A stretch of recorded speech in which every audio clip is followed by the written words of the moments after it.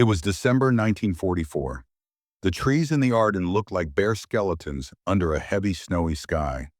The wind was sharp and cold, pushing the snow sideways across the forest floor. Beneath a camouflage net inside a frozen M10 Wolverine tank destroyer, Private First Class Ray Thompson watched through a fog periscope. His breath came in short bursts. His gloved hands shook not from fear, but from the bitter cold seeping through every inch of metal and bone. Just 800 yards away, a line of German tanks moved through the woods. There were 12 mostly Panzer IVs and one Tiger I at the front. Behind them, half-tracks rolled with soldiers and fuel trucks at the back. They were going toward a vital crossroad, a road that, if taken, would cut off supplies and reinforcements to the 101st Airborne Division trapped in Bastogne. Thompson had no orders, no permission to fire. He was told to wait, watch, and report. But he could see what was coming, so he made a choice. Without a single command, without clearance, Ray Thompson pulled the trigger, and everything changed. The rules of engagement. 3 days earlier, inside a drafty farmhouse near the Belgian front, Ray Thompson sat hunched over a cold metal desk as his officer briefed the 702nd Tank Destroyer Battalion. "No one fires without command," confirmation of the officer said flat. "I don't care what you see. I don't care how close they are. We do not give our position unless ordered."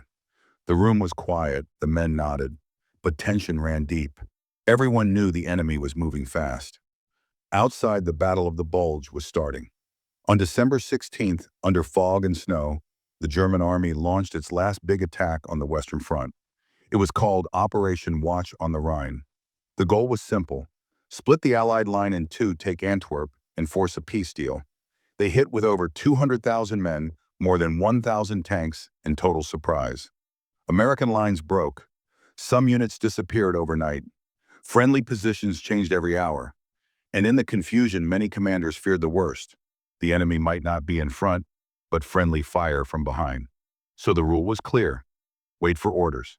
For Thompson, that meant watching duty. He and his three-man crew were dug into a ridge near a forest road north of Neuville, a crossroads town just outside Bastogne. They had good cover, long range, and a cold view of the valley below, but no permission to shoot. Day and night, Thompson scanned the land. Through his frosted scope, he marked tank tracks, counted pines smashed by treads, and wrote enemy movements in a notebook his mother had sent him months ago. He logged everything, range-bearing wind speed, but he did not fire. Once he followed a lone Panzer near a ravine for nearly an hour. No orders came. It passed. The anger inside him burned, but he stayed disciplined. He knew his job. He knew the cost of a wrong shot. One wrong shell could mean a dozen dead Americans or a revealed position that brought down a whole German battery in return. But as hours went on and more enemy traffic moved through the trees, the question changed. Was holding fire really safer? Thompson was not reckless. He was precise. He studied German columns like a mathematician studies patterns.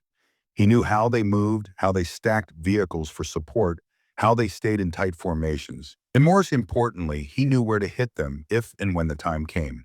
He just did not know yet that he would be the one to decide it. Who was Ray Thompson? Raymond Charles Thompson was not born a soldier. He grew up in the wet, flat nothingness of western Kansas, where winter wind could peel paint off a barn and summer heat baked the wheat fields until they cracked like overcooked bread. His father, Charles, ran a small engine repair shop in town. His mother, Anna, taught 7th grade math at the local school. Ray grew up surrounded by gears, grease, and graph paper. Even as a boy, he saw the world through angles. He could tell you exactly how far a grain silo was by the length of its shadow. When most kids played with slingshots, Ray was building one with a pulley system and counterweights, trying to see how far he could launch a pebble with pure precision. He didn't join the army because he wanted to fight. He enlisted in 1942 because he wanted to study engineering, and the army offered him training, pay, and a future. He got the training, his pay wasn't much. The future depended on surviving Europe. By the time Thompson arrived in Normandy, he was 22 years old and already looked 5 years older. His first combat experience came in the hedge where the enemy could be 10 feet away, and you wouldn't know until they were firing. He watched a friend, Jimmy Delgado, burn alive when a Panzer shell caught their half-track in a roadside ditch. Another, Frank Murray, was vaporized by a mine outside St. Lo. Thompson stopped believing in luck after that. or orders or safe distances. He started believing in patterns, routines. He studied how tanks moved where they paused, how long it took for a turret to rotate. He started carrying a small spiral notebook in his jacket. Every German vehicle he encountered, he'd sketch it, note the vulnerabilities, the blind spots. He didn't talk much. Other soldiers called him the quiet clock because when he did speak, it was short, direct, and usually timed down to the second. But when it came to gunnery, he was deadly. Not flashy, not fast, just accurate, predictable in the best possible way. In the Army's view, he was a good gunner, disciplined, smart, calm under fire.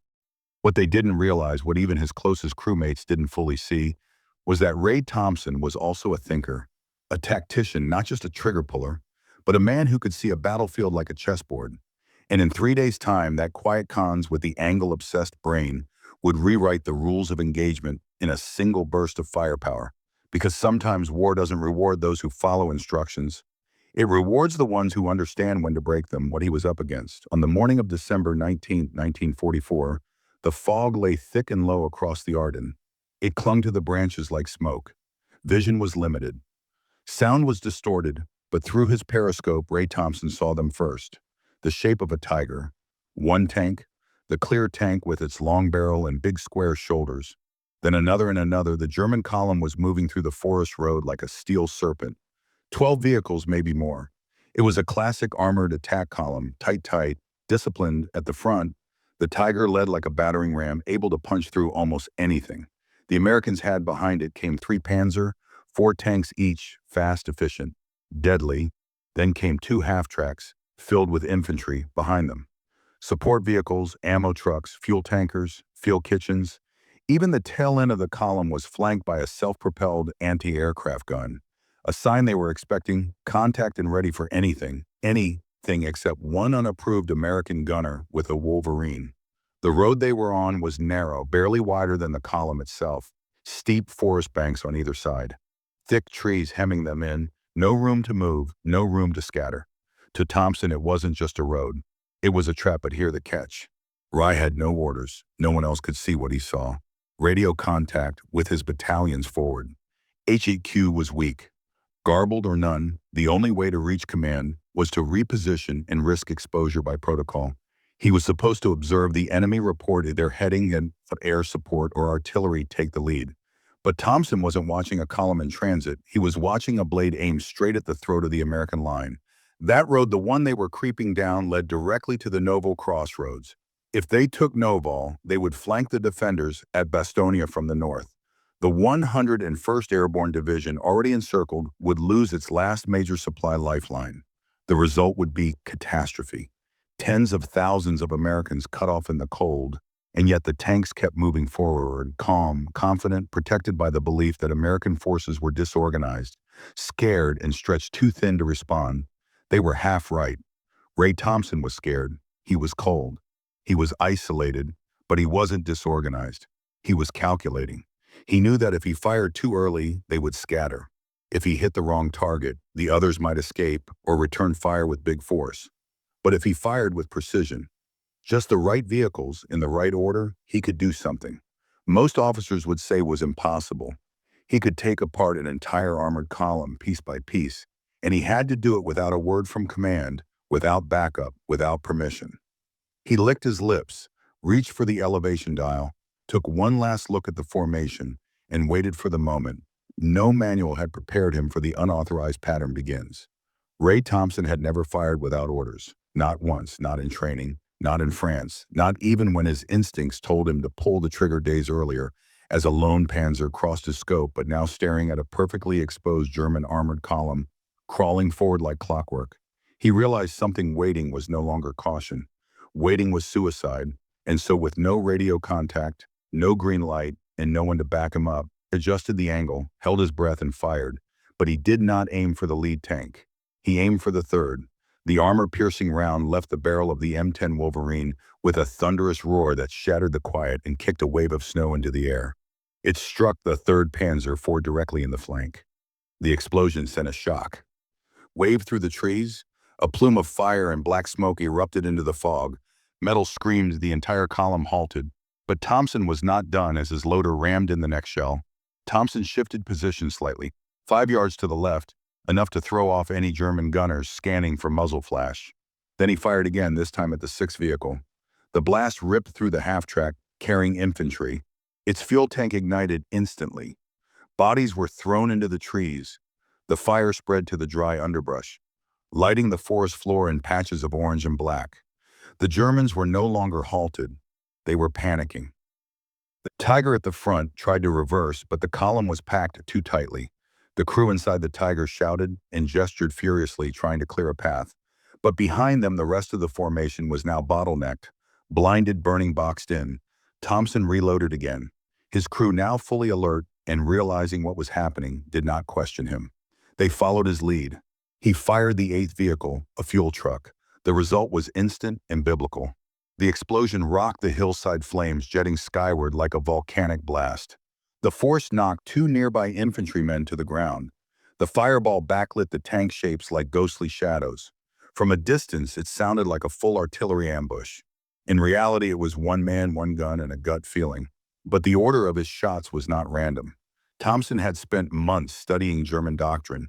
He knew their reliance on tight formations, knew the logic behind their placement, fuel and support in the rear, armor and front infantry in the middle. By taking out the third vehicle, he created a physical block. By hitting the sixth, he jammed the middle.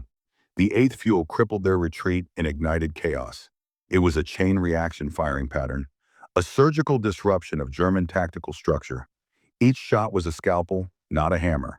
The Germans, now confused and cut off, began firing wildly into the trees. Their machine gunners riddled snowbanks and empty trunks. Infantrymen ducked behind flaming wrecks, unsure of where the fire was coming from.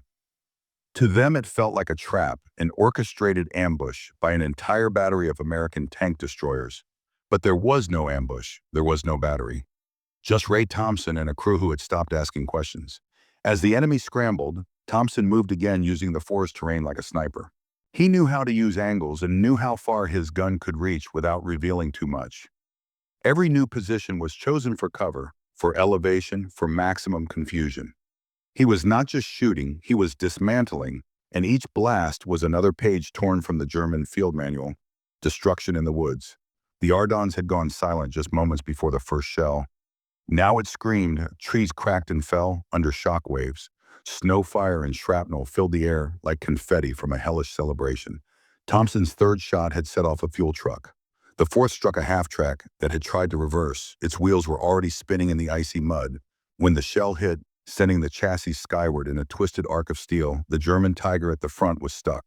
The crew tried desperately to reverse, but they were trapped between flaming wreckage and vehicles behind that could not move without ramming each other. Their tight, disciplined formations, so effective in open terrain, had become a steel coffin inside the forest road. From Thompson's vantage point, everything moved in slow motion. He saw soldiers yelling, arms waving, confusion turning to panic. German infantry began to scatter into the woods, abandoning vehicles. Some took cover behind trees. Others sprinted into the snow, stumbling and slipping on frozen roots. One officer climbed on top of a tank to get a better view and was cut down by a burst from Thompson's coaxial 50 caliber machine gun. The crew inside the M10 was sweating now, not from fear but from sheer physical exertion. The loader's hands were blistered. The assistant gunner's voice was hoarse from yelling coordinates. The tank smelled like grease, hot metal, and cordite. But Ray Thompson was ice-focused. Every shot he took came from calculation. Not adrenaline, not rage, just pure practiced mathematics. He was repositioning after every 2 shells, not far, 10 yards here, 20 there, but enough to make German gunners doubt their aim. Smoke helped, fog helped, the terrain helped, but the real advantage was they thought there were more of him. The Germans believed they had stumbled into a multi-unit ambush. Some guessed 4 tanks, others said 8. There were even reports of American artillery batteries in the hills, though no such batteries existed in that sector. The truth was one M10 tank destroyer with a 3-man crew and a gunner who was supposed to be following orders. By the 30-minute mark, the road was clogged with burning steel. At least 5 vehicles were destroyed. Another 3 were immobilized, survivors from the rear. Fuel and support crews had already turned and run back down the forest trail. The Tiger finally managed to pivot its turret, rotating toward the ridge where Thompson had fired last. Thompson did not flinch. He waited. He knew the Tiger's armor was thickest in front, but weakest on the sides. And if you knew the exact moment when it turned, when the hull exposed just a sliver of its flank during repositioning, that was your window. The fifth shell left the barrel and struck home. A bright hot flash tore through the Tiger's side. For a second it held. Then the internal ammunition cooked off. The entire turret launched upward in a plume of fire, landing several yards away. The blast was so violent it knocked the German anti-aircraft gun in the rear off balance. Its gunners, stunned, dropped their weapons and ran into the trees. Smoke now poured into the forest like low-lying clouds. The wreckage glowed beneath the gray morning light, and the road that had once been a pipeline of armored strength was now a burning bottleneck of destruction. One of Thompson's crewmen looked at him and said, "Are we still going to get court-martialed for this?" Thompson did not answer. He just loaded another round. The job was not finished. The German view a ghost battery. Hours later, under interrogation in a makeshift American holding tent, a captured German lieutenant, his face smudged with ash, coat half burned, eyes glassy with shock, struggled to find the words. He spoke in fits, stammered, paused. "There were many guns," he said in broken English. "Maybe 6, maybe more. We were attacked by a full battery." American intelligence officers exchanged glances. There had not been a battery. There had not even been a full unit. There was just one, M10 Wolverine, and a gunner who officially had never been given permission to fire. Other German prisoners described it differently. Some said it was an ambush laid by paratroopers with anti-tank weapons. Others claimed the Americans had planted mines and booby traps. Evidence of sabotage, not gunnery.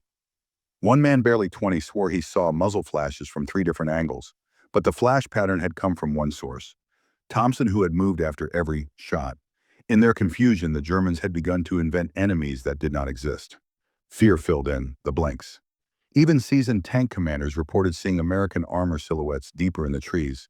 In the chaos of burning wrecks, smoke, and disintegrating command chains, they imagined what they could not identify. It was not cowardice, it was psychology. They simply could not believe one man had done that. To them, it was impossible that a single tank destroyer could have struck with such timing, such precision, and such devastating effect. And in a way, they were right. This had not been brute force. This had been surgical disruption. Thompson's decision to fire at specific targets, 3rd, 6th, and 8th vehicles, followed a logic no German unit had prepared for. German doctrine taught that American forces were slow to respond overly, reliant on orders from above. The assumption was that Americans were efficient only in numbers, not improvisation. But Thompson had violated that expectation. He had thought like a German commander, then struck like a ghost. One prisoner described it as if the trees had opened fire. Another claimed to have heard whistling, which might have been a delayed memory of the shells or just the wind in the trees distorted by fear. When American forces moved in to clear the road hours later, what they found stunned even hardened veterans. The wreckage looked like the aftermath of a coordinated airstrike. Vehicles stacked like dominoes, burned-out frames fused together by heat. Frozen corpses sprawled across the snow, some still clutching rifles. Trees splintered like toothpicks. Tracks bent sideways, dug deep into the dirt. But above all, what was missing? What made it so strange was the absence of American dead. There were none because there had only ever been one gunner. From that day forward, survivors from that German column would refer to the incident by a single phrase: Die Geister Battery, the Ghost Battery, disobedience or brilliance. For 48 hours, Ray Thompson expected to be arrested. After the shooting stopped, after the smoke cleared, and the Germans either fled or burned, he sat inside the M10 motionless. His loader offered him a sip from a canteen. He did not respond. The adrenaline had drained. Now came the dread. They had disobeyed direct orders. They had fired without permission. And regardless of how many tanks were burning, the military had rules back at the battalion headquarters. Thompson filed his report. His commanding officer, a captain from Pittsburgh, named Langston, read it without saying a word. He flipped through the pages. Thompson's sketches, range estimates, the diagram of the firing sequence. His face a mixture of anger and disbelief. "You know," Langston finally said, "if this had gone wrong, if even one of those was friendly fire." Thompson nodded. He did not make excuses. "I knew what I saw," he said simply. Langston stared at him, then exhaled. "No one authorized this, Thompson. You understand that I do." Langston did not reprimand him. Not yet. Instead, he said, "Go get some rest." I've got to send this upstairs. Upstairs meant division command, which meant scrutiny, which often meant punishment, especially for enlisted men who acted outside protocol. Thompson returned to his crew. They were quiet too.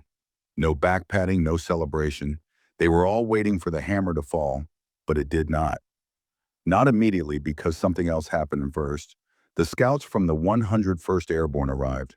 They came through Noville 2 days later, faces hollow eyes rimmed red from sleepless nights in trench exposure. They had expected to find that forest road crawling with armor. Instead, they found twisted German wreckage. They asked which unit took this out. Langston said it was not a unit. It was one gunner. Word spread faster than orders. At mess tents and supply lines across battalion radios, people began talking about the guy from Kansas who took out a Panzer column by himself. Some exaggerated the story, said it was 10 tanks, said he did it with 5 shells, said he used bouncing shots like a trick pool player. But in the middle of the legend, forming the official investigation began. Division intelligence reviewed Thompson's field notes. They interviewed the loader. The assistant gunner even tried to contact higher command to confirm Thompson's radio situation that day. They could not prove disobedience because there was no clear record of orders being received. The lines had been jammed. Thompson's crew had tried to report. Nothing came back. What they could confirm, however, was the kill count: 7 vehicles completely destroyed, 4 more disabled, 0 American casualties. One strategic objective Novell's North Road held. 1 airborne unit cut off and under siege reconnected to supply lines, and 1 decision made in silence without clearance had kept that corridor open. Langston was called in to relay final disposition. He expected a reprimand. What came instead was something more unusual. The division commander said, "Don't put this in the official briefing." "Not yet, but tell your gunner we will be watching his work." Thompson did not receive a medal, not then, but he was not court-martialed. In fact, he was quietly sent to teach other gunners on firing pattern theory, how to stop convoys by sequence, not by brute force. No one called him a hero, no one saluted, but people asked him to draw, how he made choices, and his drawings were sent to Fort Sill, Oklahoma, to the U.S. Army Artillery School. That was when it hit him. They had not just forgiven what he did, they were learning from it. Langston came to him one evening weeks later while Thompson cleaned the breech of a recoilless rifle, Langston said, "I was ready to report you for insubordination." Thompson looked up. Langston shrugged. "But then I read that line in your notebook, the one about controlled collapse. What did you mean by that?" Thompson wiped his hands. "When you pull one stone from a wall," he said, "the rest falls if you know where to pull." Langston smiled. "Well, next time you decide to knock down a wall, just give me a little warning." Thompson did not smile back. He just nodded, because to him it was not a victory. It was a solution, a calculation, a necessity. And deep down, he knew it could have gone the other way. He had made peace with that. But war does not always punish disobedience. Sometimes it learns from it. The pattern change doctrine. Ray Thompson never asked to be remembered. He did not keep journals. He did not pose for photographs after the war. He went home to Kansas. He married a girl named Helen from the next town over and started a small repair shop near Dodge City. He fixed tractors, built grain silos, taught his son geometry by marking angles in the dirt with a stick. He never once called himself a hero, but others did, because years after the Battle of the Bulge, the Army quietly began teaching something they called asymmetrical engagement, sequencing, a fancy term for a deceptively simple idea. Don't aim for the front, aim for the collapse. The case study, they used a single engagement outside Noville, Belgium. They showed grainy overhead maps of a forest road, wreckage, patterns, vehicle placements, firing trajectories. No names were given. The file was unclassified but buried in artillery doctrine manuals and morals that most officers never read. Still, the students at Fort Sill and later Fort Benning studied it because it worked, because it saved lives, because it changed the understanding of what one gunner could. He did it not with more firepower, but with geometry, logic, and a willingness to act when orders went silent. Years later, a colonel who had studied Thompson's fight as a young lieutenant summed it up like this: "He did not break orders, he acted beyond them." It was the ultimate paradox. A man who disobeyed the chain of command became the model for flexible battlefield thinking. His unofficial firing pattern was later added to Cold War training, especially for tank destroyer crews taught to stop Soviet armored columns in Europe. The idea was simple: make choke points by hitting specific vehicles, then use the enemy formation against itself. It was a big change, and it came from a Kansas farm kid who never went to college. Decades later, a military historian found Captain Langston's original report tucked in a box of World War II papers. The historian tracked down Thompson, now in his 80s, quiet and a little hard of hearing, living in a small house with his wife and a cat named Murphy. He asked Ray about that day in the Ardennes. Ray waited a long time, then said, "I remember the trees. I remember how still it was before the first shot, like the world holding its breath." He did not talk about glory or victory or regret, only about precision and necessity. When asked why he did not wait for orders, he said, "Because by the time the radio worked, it would have been too late." He paused, then added, "I did not break the rules. I just stepped past them for a minute, long enough to do what had to be done." That answer never made the official history books, but it stuck with the historian, and maybe now with you. Ray Thompson did not win the whole war, but he saved a road. He saved a group of paratroopers. He saved a moment. And in war, sometimes that is everything. He showed the Army that courage is not always loud. Sometimes it is quiet, sometimes it is careful, and sometimes it is pulling the trigger, not to defy orders, but to do a deeper duty. One gunner, one decision, one pattern, and a whole German column brought to its knees.